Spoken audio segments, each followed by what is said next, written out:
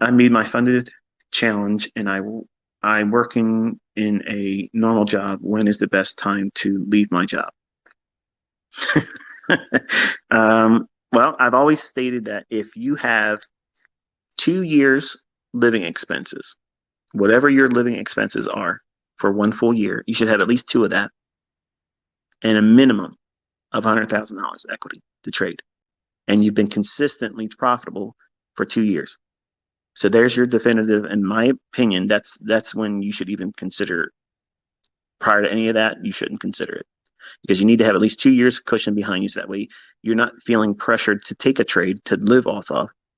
That's the conundrum. Most people think they can get a funded account, and you may be funded up to $500,000 or even $1 million in multiple accounts, and think I'm padded out. You're not, because if you do things wrong, you could lose the access to those funded accounts, and funded accounts could just stop being a thing.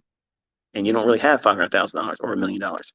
You have to have money to live on in the times when you don't take trades or when you are in drawdown. You don't want to be in a position where you're trying to make money in the marketplace because you need to pay bills. So if you are behind that eight ball, if you will, proverbially speaking, that creates a tendency for traders to be impulsive about doing things in the marketplace when there really isn't a opportunity that's low risk. So 2 years living expense, $100,000 equity, and you have 2 years behind you in consistent profitability. That's it. If you do anything beyond that or less, in my opinion, you're really trying to make it harder than it has to be. And yes, it takes some time, and yes, it's going to take time to get up that. But if you are trading right now while you're working your job, and you can get to the point where you're using a funded account, or if you're trading your own money and you build it up while you're working, number one, you have that ends being met with your job. So you're not having to tap into your profits. You're letting your profits grow, building that nest egg up of $100,000. Okay. And then building up 2 years living expenses. You probably don't have an expense, and I'm taking great deal of liberty by saying this, and please don't be offended if it's not true, but you probably don't live on $100,000 income.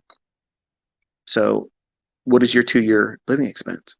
If you're living on, I don't know, maybe 50,000, 55,000, the average median income in the US, that's about $110,000, $125,000. So that's 2 years living expense, so that you can tap into if you need to pay bills and not have to have a trade to pay them. And then you have your $100,000 equity.